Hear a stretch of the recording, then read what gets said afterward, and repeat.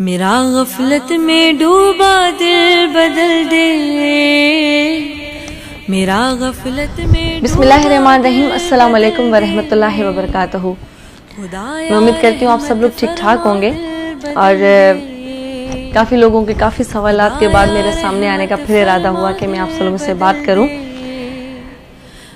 خدا نے اتنی بڑی دنیا بنائی، ہم انسان کو یہاں بھیجا، ہر چیز ہمیں خلقی، اور بعض بات پہ یہی ہم سنتے ہیں، یہی پڑھتے ہیں کہ تم خدا کے کون کون سی نعمت کو جھٹلاؤ گے۔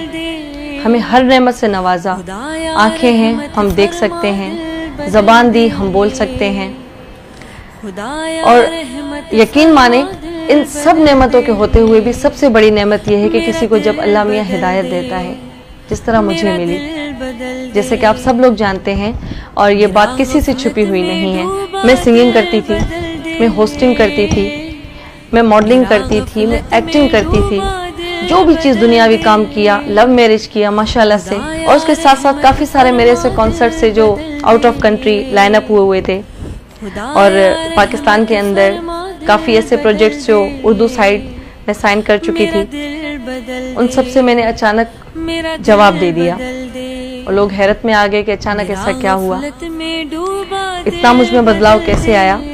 آج میں بس یہی بتانے کے لیے آپ کے سامنے آئی ہوں کہ اتنا بدلاؤ یا اتنا چینج اچانک کیسے۔ میں اپنی فیملی کے ساتھ بیٹھی ہوئی تھی، بڑے خوش مزاج اپنے ماحول میں بیٹھے ہوئے انجوائے کر رہے تھے، اور اتنے میں ایک میسج آیا میرے پاس، اور وہ میسج میں نے اوپن کیا۔ آپ کو پتا اس میسج میں کیا لکھا ہوا تھا؟ اس میسج میں یہ لکھا ہوا تھا کہ حضور کریم صلی اللہ علیہ وسلم کی ایک حدیث تھی، اس کا ایک چھوٹا سا میسج جیسے ہم ایک دوسرے کو فارورڈ کرتے رہتے ہیں۔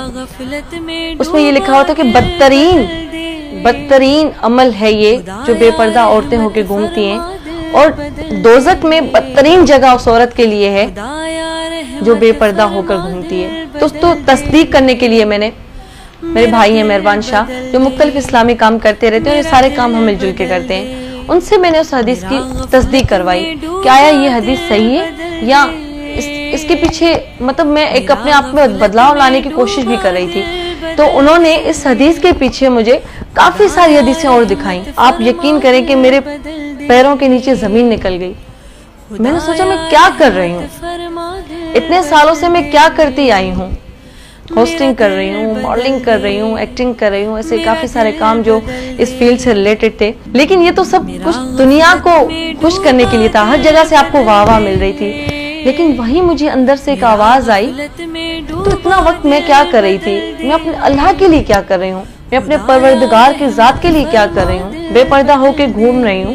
قیامت کے دن جب ہم رسول اللہ کے سامنے کھڑے رہیں گے، کس منہ سے کھڑے رہیں گے، کیا کہیں گے کہ ہم کیا لائیں اپنے ساتھ۔ بس اب میری چھوٹی سی یہی کوشش ہے، میں اپنی بہنوں کے لیے کہنا چاہتی ہوں کہ جو بے پردہ ہو کے گھوم رہی ہوتی ہیں، آپ سوچ نہیں سکتے کہ اس کے لیے کیا سزائیں ہیں، کیا باتیں ہیں۔ صرف میرا چھوٹا سا عرض ہے، اپنے آپ کے اندر تھوڑا سا جھانکے، تھوڑا سا اپنے آپ کو پہچانے۔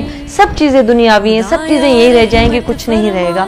اس لیے میں یہ چاہتی ہوں کہ جو وقت ہمیں اللہ میاں نے دیا ہے، اس سے ہم کچھ تھوڑا بہت اچھا کر لیں۔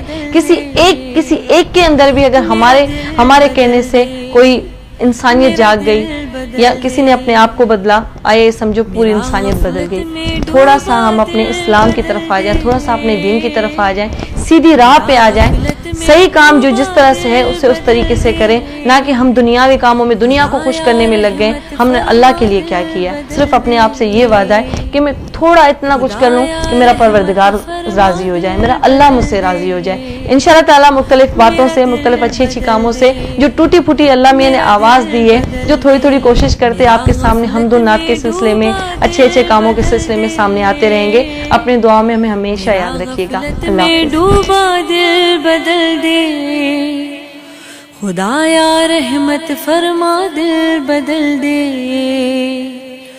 خدایا رحمت فرما دل بدل دے، میرا دل بدل دے، میرا دل بدل دے۔